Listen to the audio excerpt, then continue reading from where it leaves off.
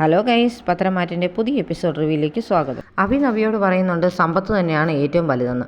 അപ്പം നവ്യ പറയും, അത് നിന്നെപ്പോലുള്ളവർക്ക്, എന്നെപ്പോലുള്ള പെൺകുട്ടികളെ വീണ്ടും നിനക്ക് വലയിലാക്കണം, നിനക്ക് സമ്പത്ത് വേണം താനെന്ന്. പക്ഷേ എത്രയൊക്കെ സ്വത്തുമായിട്ടാണ് ഒരു പെണ്ണ് വിവാഹ ജീവിതത്തിലേക്ക് വരുന്നതെന്ന് പറഞ്ഞാലും അവളുടെ ഭർത്താവ് അവളെ സ്നേഹിക്കുകയും അവൾക്കുണ്ടാകുന്ന കുഞ്ഞുങ്ങളെ സ്നേഹിക്കുകയും സംരക്ഷിക്കുകയും ചെയ്തില്ലെങ്കിൽ ആ പെണ്ണ് എപ്പോഴും ദരിദ്ര തന്നെയായിരിക്കും ഇവിടെ എന്ന് നവ്യ പറയും. എന്നിട്ടും അവളോട് തർക്കിച്ചൊക്കെ നിൽക്കുന്നുണ്ട്. എന്നിട്ട് പറയും, ഇനി ഞാനൊന്നും പറയുന്നില്ല, അല്ലെങ്കിൽ എൻ്റെ വായിൽ നിന്ന് എന്തെങ്കിലും വന്നിട്ട് വേണം നീ അതേ പിടിച്ച് തൂങ്ങാൻ, എന്നെ ഇട്ട് വട്ടം കറക്കാമെന്ന്. നിന്നെ ഇട്ട് വട്ടം കറക്കിയെന്ന് പറഞ്ഞാൽ ഒരു കുഴപ്പമില്ല. നീ മലയ്ക്ക് പോകാനായിട്ട് മാലയിട്ടെന്ന് പറഞ്ഞാലും അതിൻ്റേതായ ഒരു നന്മയും നിൻ്റെ മനസ്സിലില്ല. അതുകൊണ്ട് നിന്നെ എന്ത് ചെയ്തെന്ന് പറഞ്ഞാലും ഭഗവാൻ എന്നോട് ചോദിക്കുകയൊന്നുമില്ല എന്ന് നവ്യ പറയും. എല്ലാവരും ആത്മാർത്ഥമായിട്ടാണ് മാലയിട്ട് നട ചവിട്ടാനായിട്ട് പോകാനിരിക്കുന്നത്. നിനക്ക് അതിൽ ഒരു ആത്മാർത്ഥതയില്ലല്ലോ എന്ന് പറഞ്ഞ് നവ്യ അങ്ങ് ഇറങ്ങിപ്പോവും. അപ്പം മനസ്സിലോർക്കുന്നുണ്ട്, ഞാൻ ഈ പ്രാവശ്യം ശരിക്കും മനസ്സിൽ തട്ടി തന്നെയാണ് പ്രാർത്ഥിച്ചിരിക്കുന്നതും മലയ്ക്ക് പോകുന്നതും. അതിന് കാരണം നീ ഈ വീട്ടിൽ നിന്നും എൻ്റെ ജീവിതത്തിൽ നിന്നും പോകാൻ വേണ്ടി മാത്രമാണെന്നും പറയും. പിന്നീട് കാണിക്കുന്നത് രേവതി അനാമികയുമായിട്ട് ദേവയാനിയുടെ മുറിയിലേക്ക് വരുന്നതാണ്. ഇതാരാ വന്നിരിക്കുന്നത് ചോദിച്ചു ദേവയാനി വലിയ സന്തോഷത്തോടെ രേവതിയെ വരവേൽക്കുന്നുണ്ട്. അപ്പോൾ രേവതി പറയും, എനിക്ക് ഇങ്ങോട്ട് വരണമെന്നൊക്കെ ആഗ്രഹമുണ്ടായിരുന്നു, പക്ഷേ വേണുവേട്ടൻ്റെ 2-3 ഫ്രണ്ട്സ് ബിസിനസ് കാര്യങ്ങൾക്കായിട്ട് വന്നിട്ടുണ്ടായിരുന്നു, അവർ വീട്ടിൽ തന്നെ ഉണ്ടായിരുന്നതുകൊണ്ടാണ് വരാൻ പറ്റാഞ്ഞത്, അല്ലെങ്കിൽ 2 ദിവസം ഞാനിവിടെ വന്ന് നിന്നേനെന്നൊക്കെ പറയുന്നുണ്ട്. അപ്പം ദേവയാനി പറയും, അതൊന്നും സാരമില്ല, പക്ഷേ മോളിവിടെ എപ്പോഴും ഉണ്ടല്ലോ, എൻ്റെ എല്ലാ കാര്യങ്ങളും നോക്കുന്നത് മോളാണ്, അതുകൊണ്ട് എനിക്കൊന്നിനും കുറവുണ്ടായിട്ടില്ല എന്ന് പറയും. അപ്പോഴത്തേന് രേവതി പറയുന്നുണ്ട്, എന്ത് ചെയ്യാനാ ചേച്ചി, നമ്മുടെ വീട്ടിൽ കയറി വരുന്ന മരുമക്കൾ ശരിയല്ലെങ്കിൽ നമ്മളിതെല്ലാം അനുഭവിക്കണം.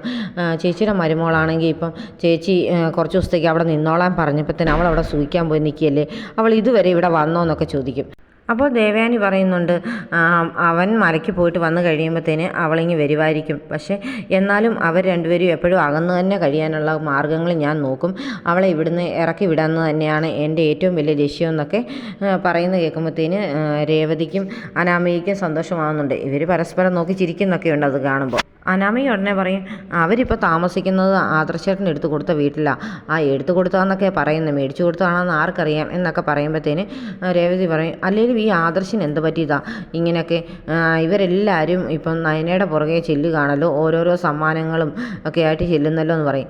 അതെല്ലാം ഞാൻ ഇനി നോക്കുന്നുണ്ട്, ഇതുവരെ ആദർശിന് ബിസിനസ്സിൻ്റെ കാര്യത്തിൽ എല്ലാം വിജയം മാത്രമേ ഉണ്ടായിട്ടുള്ളൂ, ഈ കുടുംബജീവിതം തിരഞ്ഞെടുത്തതിൻ്റെ കാര്യത്തിൽ മാത്രമേ ഉള്ളൂ അവന് പരാജയം വന്നതെന്നൊക്കെ പറയും. എന്തായാലും മാക്സിമം ദേവയാനിയെ രേവതിയും അനാമികയും കൂടെ സങ്കടപ്പെടുത്തുന്നുണ്ട്. എന്നിട്ട് ദേവയാനിയോട് പറയും, എന്നാൽ ഞാൻ മോളോടൊന്ന് സംസാരിക്കട്ടെ എന്ന് പറഞ്ഞ് രേവതി അനാമികയെ വിളിച്ചുകൊണ്ട് വെളിയിലോട്ട് പോകും.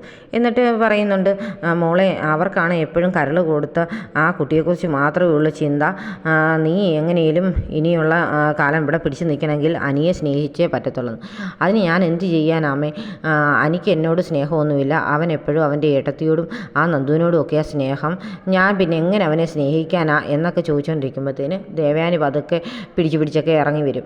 എന്നിട്ട് ചോദിക്കും, മോൾ എന്തിനാ ഇങ്ങനെയൊക്കെ പറയുന്നത്, അനി ഒരു പാവമാണ്, അവനെ നീ സ്നേഹിച്ച് തന്നെ കൂടെ നിൽക്കണം, നീ ഒരിക്കലും ഇവിടുന്ന് പോകരുത്, പിന്നെ നയനയ്ക്ക് മുത്തശ്ശി കൊണ്ടുവന്ന് കുറേ സ്വർണ്ണമൊക്കെ കൊടുത്തെന്ന് പറഞ്ഞ് മോള് വിഷമിക്കുകയൊന്നും വേണ്ട, ഞാൻ എൻ്റെ മരുമകൾക്ക് കൊടുക്കാൻ വെച്ചിരിക്കുന്ന എല്ലാ സ്വർണവും ഞാൻ മോക്ക് തരും കേട്ടോ എന്നൊക്കെ പറഞ്ഞ് ദേവയാനി അങ്ങ് അനാമികയെ സന്തോഷിപ്പിക്കുന്നുണ്ട്.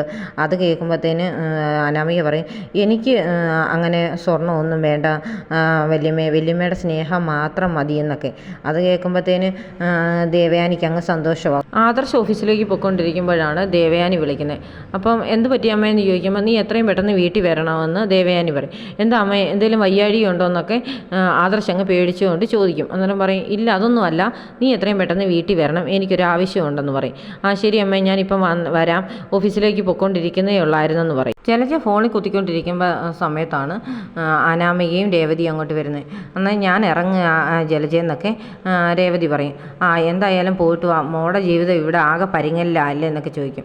അതൊക്കെ ഓർക്കുമ്പോഴാണ് ഞാൻ ഈ വീട്ടിൽ പോയി നിൽക്കുന്നതെന്ന് അനാമിക പറയും. അപ്പോഴത്തേന് രേവതി പറയുന്നുണ്ട്, ഞങ്ങൾ നിർബന്ധിച്ചിട്ടാണ് മോൾ ഇങ്ങോട്ട് വരുന്നത്, അല്ലെങ്കിൽ മോൾ അവിടെ നിൽക്കുന്നത് ഞങ്ങൾക്ക് ബുദ്ധിമുട്ടൊന്നുമില്ല. എന്നാലും എല്ലാവരും ചോദിക്കുകയില്ലേ എന്താ മോൾ വീട്ടിൽ വന്ന് നിൽക്കുന്നതെന്ന്, അത് ഓർത്തിട്ടാണ് പറഞ്ഞു വിടുന്നതെന്ന് രേവതി പറയുന്നുണ്ട്. ആ സമയത്താണ് അവിയും നവിയും താഴേക്ക് ഇറങ്ങി വരുന്നത്. അപ്പം ജലജ ചോദിക്കുന്നുണ്ട്, നീ ഇവളെയും കൊണ്ട് എങ്ങോട്ടാണ്? ഞങ്ങളൊന്ന് പുറത്ത് പോവുകയാണെന്ന് നവ്യ പറയും. പുറത്തൊക്കെ ഒന്ന് പോയി വല്ല ഫുഡൊക്കെ കഴിച്ചിട്ട് വരാം, പിന്നെ ഒരു ഷോപ്പിങ്ങും സിനിമയൊക്കെ കാണണം എന്നൊക്കെ നവ്യ പറയുന്നത് കേൾക്കുമ്പോഴത്തേന് അനാമികയ്ക്കും രേവതിക്കും അങ്ങ് ഇഷ്ടപ്പെടുന്നേ ഇല്ല. ഉടനെ രേവതി പറയുന്നുണ്ട്, മാല ഇട്ടിരിക്കുന്ന സ്വാമിയല്ലേ, പുറത്തുനിന്ന് അങ്ങനെ ഫുഡൊന്നും കഴിക്കരുതെന്ന്. അതിന് അവൻ കഴിക്കണ്ട, എനിക്ക് കഴിക്കാമല്ലോ എന്ന് നവ്യ പറയും. അത് കേൾക്കുന്ന അനാമിക പറയുന്നുണ്ട്, അമ്മേ ദാരിദ്ര്യത്തിലൊക്കെ ജീവിച്ചതല്ലേ, നല്ല ഫുഡൊന്നും കഴിച്ചിട്ട് കാണുകയില്ല, അതുകൊണ്ട് പുറത്തൊക്കെ പോയി ഫുഡ് കഴിക്കണമെന്ന് ആഗ്രഹം കാണും, പോയി കഴിക്കട്ടെന്ന്. ഉടനെ തന്നെ നവ്യ പറയും, അതേടി എനിക്ക് ഞങ്ങളുടെ വീട്ടിൽ ദാരിദ്ര്യമൊക്കെ തന്നെയായിരുന്നു, പക്ഷേ ഞങ്ങളുടെ അച്ഛന് ചെറിയൊരു കടയേ ഉള്ളായിരുന്നു. ആഹാരത്തിന് പക്ഷേ ഞങ്ങൾക്കൊരിക്കലും ദാരിദ്ര്യം വന്നിട്ടില്ല.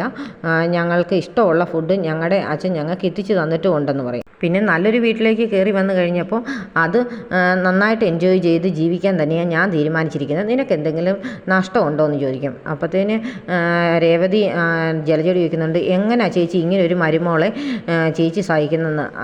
നവി എന്നെ പറയും, അതേ എനിക്കും ചോദിക്കാനുള്ളത്, എങ്ങനെയാണ് നിങ്ങളുടെ ഈ മകളെ നിങ്ങളിങ്ങനെ സഹിക്കുന്നതെന്ന് ഇടിയെന്ന് പറഞ്ഞ് രേവതി നവിയുടെ നേരെ ചെല്ലുന്നുണ്ട്. അപ്പോൾ ജലജ ചോദിക്കുന്നുണ്ട്, എന്താ നിങ്ങൾ പുറത്തോട്ട് ഷൂട്ടിങ്ങിന് വല്ലതും പോവുകയാണെന്ന്. അത് കേൾക്കുന്ന അനാമികയ്ക്ക്, ഷൂട്ടിങ്ങോ, സിനിമയിലൊക്കെ അഭിനയിച്ചിട്ടുണ്ടോ എന്നുള്ള രീതിയിൽ സംസാരിക്കും. ഓ ആണ്, ഇവൾ നേരത്തെ ഇങ്ങനെ ഷൂട്ടിംഗ് എന്നൊക്കെ പറഞ്ഞ് ആരും കണ്ടാൽ അറക്കുന്ന പോലത്തിലുള്ള ഡ്രസ്സൊക്കെ ഇട്ട് വന്നതാണ്, പക്ഷേ ഇതിവിടെ നടക്കത്തില്ലെന്ന് പറഞ്ഞ് മുളയിൽ ഞങ്ങളങ്ങ് ഞുള്ളിക്കളഞ്ഞ്, അത് കാരണമല്ലേ ഇപ്പോൾ ഒതുങ്ങി നിൽക്കുന്നതെന്നൊക്കെ ചോദിക്കും. അമ്മേ ഇവളുടെ സ്വഭാവമൊക്കെ പണ്ടേ മോശമാണെന്നുള്ള രീതിയിൽ അനാമിക സംസാരിക്കും. അന്നേരത്തേന് നവ്യ പറയുന്നുണ്ട്, എൻ്റെ സ്വഭാവത്തിന് ഇതുവരെ ഒരു മോശം ഉണ്ടായിട്ടില്ല, നിൻ്റെ സ്വഭാവം അടി കൊള്ളാത്തൊന്ന്. ഉടനെ രേവതി പറയും, എൻ്റെ മോളെക്കുറിച്ച് നീ ഞങ്ങളുടെ നാട്ടിൽ വന്നൊന്ന് തിരക്കടി, അവളെ പോലെ നല്ല സ്വഭാവമുള്ളവർ ആ നാട്ടിൽ കാണുകയായിരുന്നു. എന്നാൽ ആ നാട്ടിൽ വേറെ ആൾക്കാരില്ലായിരിക്കും താമസത്തിന്, അതുകൊണ്ടായിരിക്കും. അല്ലാതെ നിങ്ങളുടെ മോളെ പോലെയുള്ള ഒരുത്തിയെ നിങ്ങൾ ഇതുപോലെ ലാളിച്ച് വഷളാക്കി വെച്ചിരിക്കുന്ന അവളെയാണോ നല്ലതാണെന്നൊക്കെ പറയുന്നതൊക്കെ ചോദിക്കും. അപ്പം ജലജ പറയും, എന്തായാലും നീ ഇങ്ങനെ കൂടുതൽ വിശേഷമൊന്നും പറയേണ്ടെന്ന്. അപ്പോൾ നവ്യ പഴയതുപോലെ മാലയുടെ കേസ് വിളിച്ച് പറയുന്നുള്ള പരുവത്തിലൊക്കെ ഭീഷണിപ്പെടുത്തുന്നുണ്ട് ജലജ. ഉടനെ ജലജ അങ്ങ് പ്ലേറ്റ് മാറ്റും. ഉടനെ ജലജ പറയും, നിൻ്റെ സ്വഭാവത്തിനൊന്നും അല്ല കുറവ്, നിൻ്റെ ഇപ്പോഴത്തെ ആ പ്രശ്നം കൊണ്ടല്ലേ അങ്ങനല്ലേ ഇങ്ങനെയല്ലേ എന്നൊക്കെ പറഞ്ഞ് ജലജ അങ്ങ് ഇവരോട് നീ പോയി പുറത്തോട്ട് പൊക്കോ എന്ന് പറഞ്ഞ് അങ്ങ് വിടും. അന്നേരത്തേന് അത് കാണുമ്പോഴത്തേന് അനാമികയും രേവതിയോർക്കും ഇതന്നെ ഇത്ര പെട്ടെന്ന് ജലജ അങ്ങ് മാറിയതെന്ന്. എന്ത് പറ്റി ചേച്ചി ഇങ്ങനെ പെട്ടെന്ന് സ്വഭാവം മാറിയെന്ന് രേവതി ചോദിക്കാൻ പറയും, അവളുടെ വയറ്റിലൊരു കുഞ്ഞൊക്കെ ഉള്ളതല്ലേ, അവൾ എന്തെങ്കിലുമൊക്കെ പറഞ്ഞ് അമ്മയോടും അച്ഛനോടും കൊടുക്കും, അത് കാരണമാണ് ഇങ്ങനെ ചെയ്യുന്നതെന്ന് പറയും. എന്തായാലും ഇനി അവളെക്കുറിച്ചൊന്നും പറയണ്ട എന്നുള്ള രീതിയിൽ ജലജ അങ്ങ് കയറിപ്പോവും. ദേവയാനിയുടെ മുറിയിലേക്ക് അനാമിയെ കയറി ചെല്ലുമ്പോഴത്തേന് ദേവയാനി പറയുന്നുണ്ട്, മോളെ ആ ഷെൽഫിൽ ഒരു ചെക്ക് ബുക്ക് ഇരിപ്പുണ്ട്, അതൊന്ന് എടുത്തു തരാൻ. അപ്പോൾ സന്തോഷത്തോടെ അനാമിക അത് എടുത്തു കൊടുക്കും. എന്നിട്ട് ഓർക്കുന്നുണ്ട്, എനിക്ക് വല്ല ലക്ഷങ്ങളോ വല്ല എഴുതി തരാനായിരിക്കും എന്ന്.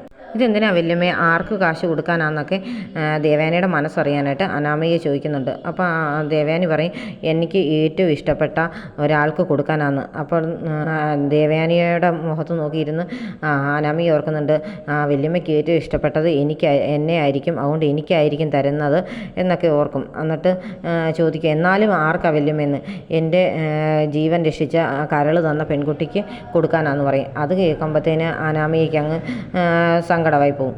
എന്നത്തേന് ആദർശ് അങ്ങോട്ട് കയറി വരുന്നുണ്ട്. അപ്പോൾ ആദർശിൻ്റെ കയ്യിലോട്ട് ചെക്ക് ബുക്ക് കൊടുത്തിട്ട് ദേവയാനി പറയും, നീ ഇതിനകത്ത് കുറച്ച് ക്യാഷ് എഴുതണമെന്ന് പറയും. എന്താ അമ്മേ, ആർക്ക് കൊടുക്കാനെന്ന് ചോദിക്കും. നീ എഴുതെന്ന് പറയും. എത്രയാണെന്ന് ചോദിക്കുമ്പോഴത്തേന് 50 ലക്ഷം എന്ന് പറയും. അത് പുറത്ത് നിന്ന് അനാമിക കേൾക്കുന്നുണ്ട്. അനാമിക ഒന്നര മനസ്സിലാക്കും, 50 ലക്ഷമോന്ന്, ആർക്ക് കൊടുക്കാൻ അമ്മയെന്ന് ആദർശ് ചോദിക്കും. പറയും, അത് എനിക്ക് കരൾ തന്ന പെൺകുട്ടിക്ക് കൊടുക്കാനാണ്. അത് വേണ്ടമ്മേ, അവർ കാശൊന്നും സ്വീകരിക്കുന്നവരല്ലെന്ന് പറയും. എന്നാലും വേണ്ടില്ല, നീ അവരുടെ അക്കൗണ്ട് നമ്പർ മേടിച്ചിട്ടാണെങ്കിലും ഈ ക്യാഷ് അതിനകത്ത് ഇട്ട് കൊടുക്കണമെന്ന് പറയും. വേണ്ടമ്മേ, അവർ അത് സ്വീകരിക്കുമെന്ന് എനിക്ക് തോന്നുന്നില്ലെന്ന് പറയുന്നുണ്ട്. എന്നാൽ ആ കുട്ടിയുടെ ഭർത്താവിൻ്റെ കയ്യിൽ കൊടുക്കണം എന്ന് പറയുമ്പോൾ ഭർത്താവിന് ഒട്ടും ക്യാഷ് വേണ്ട എന്നുള്ള ഭാവമാണെന്ന് പറയുമ്പോഴത്തേന് അതൊന്നും പറ്റത്തില്ല, നീ ഇട്ടേ പറ്റത്തുള്ളൂ എന്ന് പറയും. അന്നേരത്തേന് അനാമിക പുറത്തുനിന്ന് ഓർക്കുന്നുണ്ട്, അമ്മയും അച്ഛനും അന്നേരം പറഞ്ഞതായിരുന്നു ഇച്ചിരി ബ്ലഡ് എങ്കിലും കൊടുക്കാൻ, അന്നത് കൊടുത്തിരുന്നെങ്കിൽ ഒരു 10 ലക്ഷം രൂപയെങ്കിലും എനിക്കും കിട്ടിയേനോ, എന്ത് ചെയ്യാൻ, അന്ന് അങ്ങനെ തോന്നിയില്ലല്ലോ എന്ന് ഓർത്തിട്ട് അനാമിക അങ്ങ് അങ്ങ് പോകും. അന്നേരം ആദർശിനോട് ദേവയാനി പറയും, എങ്ങനെയെങ്കിലും നീ ക്യാഷ് ആ കുട്ടിയെ ഏൽപ്പിച്ചേ പറ്റത്തുള്ളൂ എന്ന് പറയുമ്പോൾ, ഞാൻ ശ്രമിച്ചു നോക്കാമേ, അവർ മേടിക്കുമെന്ന് തോന്നുന്നില്ലെന്ന് പറയും. എന്നാലും നീ അവരുടെ വീട്ടുകാരെങ്കിലും ക്യാഷ് ഏൽപ്പിക്കാൻ നോക്കാൻ പറയും.